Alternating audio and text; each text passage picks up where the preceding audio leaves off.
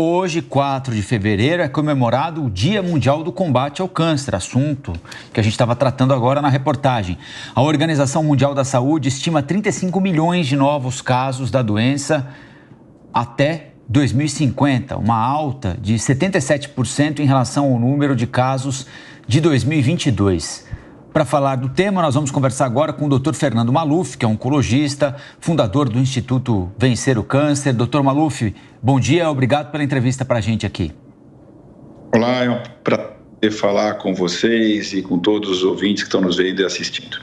Doutor, a gente estava mostrando aí na reportagem a gravidade de um tipo de câncer, mas ao mesmo tempo também como a ciência avança e consegue, de alguma maneira, se não prolongar a vida com qualidade do paciente, eventualmente até dar a ele a capacidade, a possibilidade de se curar, né? Em que estágio nós estamos no sentido de avançar até, em algum momento, se possível, fazer com que o câncer seja uma doença não como outra qualquer, mas uma doença com um prognóstico muito mais suave, muito mais positivo do que aquele que é oferecido hoje a um paciente diagnosticado, doutor?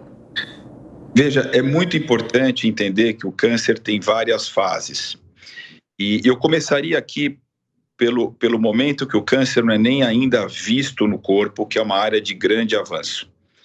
A gente tem, por exemplo, a mamografia e o ultrassom de mama para rastreamento do câncer de mama, o toque retal e o PSA para rastreamento do câncer de próstata, a colonoscopia para o rastreamento do câncer do intestino e a tomografia do pulmão, que são os tumores mais frequentes. O fato é que esses exames eles são muito bons porque detectam a doença precocemente. Mas uma das áreas de maior avanço tem sido intensas pesquisas e vários testes que ainda não estão prontos para a prática clínica para diagnosticar 3, 5 anos antes a presença de um câncer no corpo onde ele ainda não é nem visível. Então são testes feitos através de exames de sangue que vão detectar um vestígio, um mínimo sinal de que aquela pessoa com aparentemente exames normais tenha um tumor naquela região e que pode ser completamente erradicado porque ainda está numa fase celular. Então a gente começa a entrar numa era de se antecipar ao aparecimento do câncer visível para encontrá-lo numa fase visível e, obviamente, com uma chance de cura que eu diria que deve ser próximo, nesse momento, de 100%. Esse é o primeiro aspecto importante dessa enormidade de avanços que a gente vem agora presenciando no dia a dia. Quando a doença já existe, nós temos uma melhora importante dos tratamentos locais. As técnicas de radioterapia melhoraram um absurdo, conseguem entregar doses muito maiores, muito mais precisas, curando muito mais gente. Um exemplo disso é um estudo agora do Congresso Americano de Oncologia na área de câncer de próstata, que mostrou que doses mais altas versus doses menores de radioterapia para a próstata conseguem reduzir o risco de morte em quase 40%. E as técnicas cirúrgicas também melhoraram muito nesse sentido. Então, comecei pela doença ainda não visível e pela doença localizada, e agora ao longo da conversa a gente vai falar também dos avanços das doenças mais avançadas, que obviamente é um grande, grande medo em termos do prognóstico para os pacientes. Agora, doutor, há um tempo atrás, quando se falava em perspectiva, em percentuais de chances de cura para esses pacientes que tinham esse diagnóstico de câncer, era possível separar um percentual maior para quem era tratado na rede privada de saúde e um percentual menor para quem recebia esse tratamento via SUS. Ainda é assim? Doutor, há uma diferença muito grande de tratamento para esse paciente que tem condições financeiras de buscar esses tratamentos privados, esses hospitais privados, daquele que não pode e precisa ser submetido ao tratamento via SUS? Infelizmente, sim.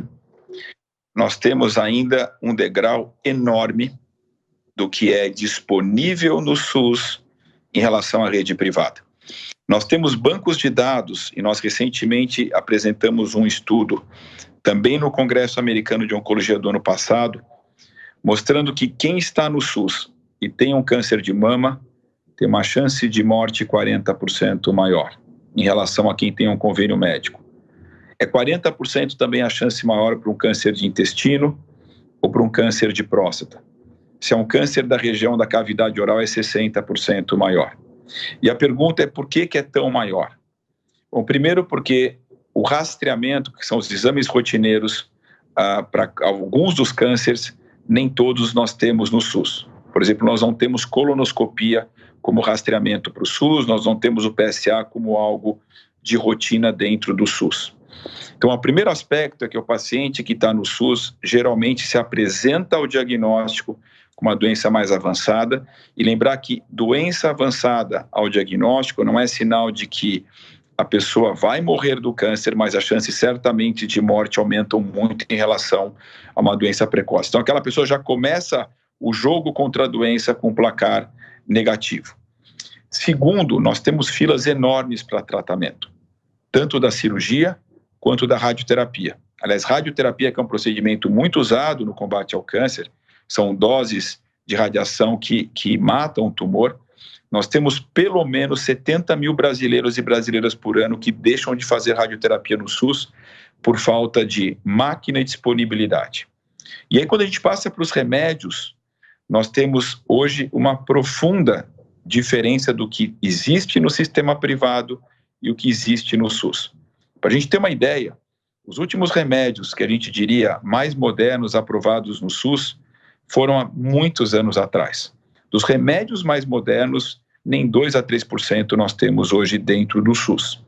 E, obviamente, quando você tem diagnóstico tardio para começar a tratar as pessoas e falta de ferramentas adequadas, você, obviamente, está jogando um jogo absolutamente desigual e, obviamente, a chance de você ser vencido é muito, muito alta.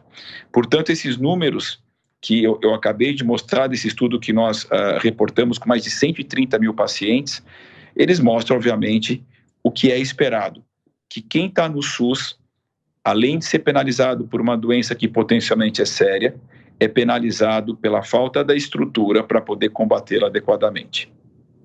Doutor Maluf, o Zé Maria Trindade quer fazer uma pergunta para o senhor também. Zé? Sim, doutor Maluf, o câncer é uma doença infernal que primeiro humilha e depois mata, né? Mas há muito tempo já não é mais um atestado de óbito. As chances de cura estão aumentando. Recentemente eu conversei com um dos médicos do Hospital do Amor, né, o antigo Hospital do Câncer de Barretos. Lá não é nem público nem privado, é uma fundação que é uma terceira modalidade de atendimento da saúde aqui no Brasil. E ele reclama das verbas direcionadas a pesquisas contra o câncer. E aí ele faz várias comparações, inclusive com a AIDS, né? E ele chega à conclusão de que, apesar do câncer ser mais numeroso, e não há uma indicação correta, né? Recebe menos verbas para pesquisas do que outras doenças, inclusive a AIDS. Ele fala na possibilidade de grito, né? Houve uma gritaria muito grande com relação à AIDS. É verdade isso? Quer dizer, o câncer, ele não é muito pesquisado porque recebe menos verbas? Zé, você tocou num ponto muito importante. Eu acabei de voltar do Congresso americano, onde ele mostra pela primeira vez, a partir de pesquisas, que a gente consegue, num câncer de bexiga ou num câncer de rim operado, com alto risco de volta, através de novas drogas imunoterápicas, reduzir o risco de morte em 40%. O fato é que hoje nós conseguimos, numa doença avançada de vários tumores, curar alguns pacientes. Quer dizer, quando a gente falava curar pacientes com doença avançada no passado, isso era irreal. Hoje nós temos pacientes que nós tratamos nos nossos hospitais, que a gente ajuda a coordenar, que estão curados de doença avançada. Não todos, mas eles existem. E a pergunta é, como que esses avanços são feitos? Eles são feitos através da pesquisa. Você só consegue avançar no combate de uma doença, o câncer é uma das principais, através de você desenvolver novas medicações e comparar essas medicações ao que você já tinha como o que a gente chamava de padrão. Se o que é novo é melhor do que o padrão, esse novo passa a ser o novo padrão. O fato é que no Brasil existem várias burocracias que impedem isso ou que retardam isso. Então, o interesse da indústria farmacêutica no país não é tão grande quanto em outros locais onde a burocracia é menor. Isso talvez mude nos próximos meses. Mas, como um exemplo, o Instituto Vencer o Câncer, que eu sou um dos cofundadores, montou um projeto em áreas pobres do Norte e Nordeste, em centros públicos, qualificando os hospitais do SUS para poder fazer pesquisa. Nós começamos com um centro no Amazonas, um no Pará, Maranhão, Bahia e também no Mato Grosso. Quando a gente faz um protocolo de pesquisa, esse estudo é pago pela indústria farmacêutica. Então, o custo do governo é nenhum e o paciente recebe um tratamento absolutamente moderno que está sendo feito, Zé, no Memorial de Nova York, no MD Anderson ou na Harvard University.